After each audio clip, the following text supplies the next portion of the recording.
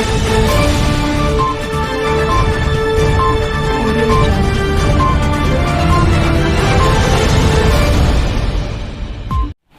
दोस्तों, मैं आपका दोस्त और होस्ट अशोक सिंह और आप देख रहे हैं यूट्यूब और फेसबुक चैनल विमर्श के इस हफ्ता के एपिसोड में हम आज धनबाद के मजदूर मसीहा ए.के. राय के संबंध में बात करेंगे। दोस्तों, लोकतंत्र जिंदा रहे इसके लिए ज़रूरी है कि पत्रकारिता की धार तेज हो और इसके लिए ज़रूरी है कि आप हमारी शक्ति बनकर हमारा सहयोग करें। कृपया इस चैनल को लाइक करें, सब्सक्राइब करें, वीडियो को शेयर करें तथा इसके संबंध में कमेंट करें। तो ए.के. राय, जिनकी पहली पुण्यतिथि 21 जुलाई को यहाँ मजदूरों और मजदूर संगठनों द्वारा मनाई गई है,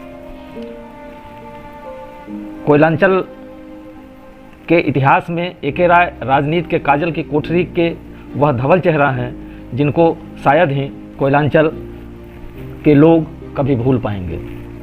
सिंदरी से 3 बार विधायक रहे एवं धनबाद से 3 बार सांसद रहे ए.के. राय मजदूर राजनीति एवं किसानों की लड़ाई में जिनका पूरा जीवन बीता, इसलिए इस बात को शुरू करने से पहले मजदूरों को समर्पित यह गीत सुनिए।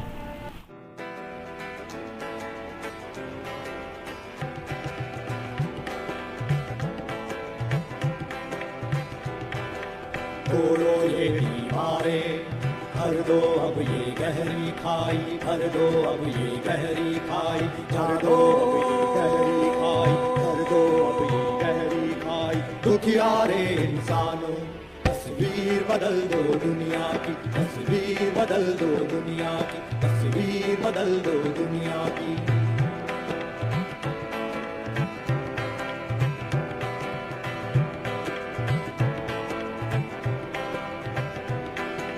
चलती मशीनें ये तेरे ही हाथों से, उगती है फसलें ये तेरे ही हाथों से।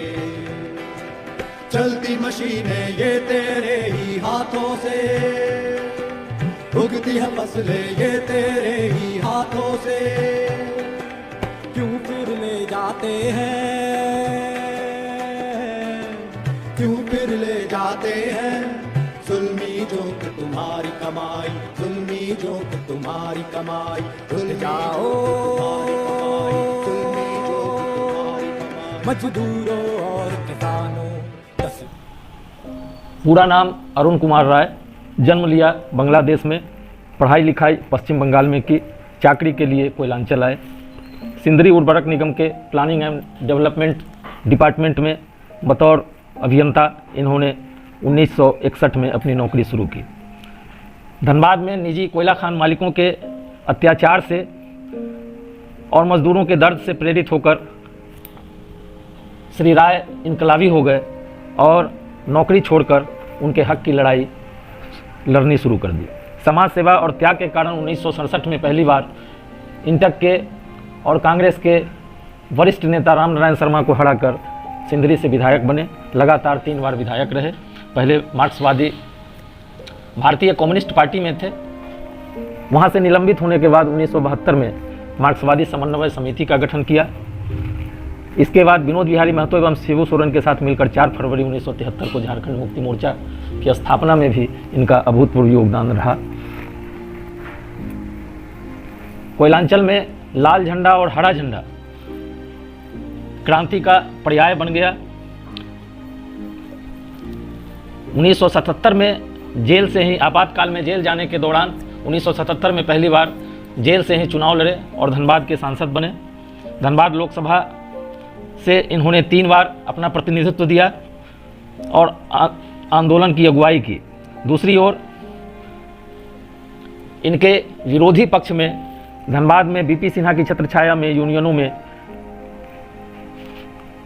बाहुबली लोग फल फूल रहे थे, जिनके साथ इनका अंतर्द्वंद चलता रहा। फिर भी धनबाद के लोगों का प्यार इन्हें मिला और धनबाद से 3 बार इन्हें धनबाद संसदीय क्षेत्र से चुनाव जिताकर संसद भेजा।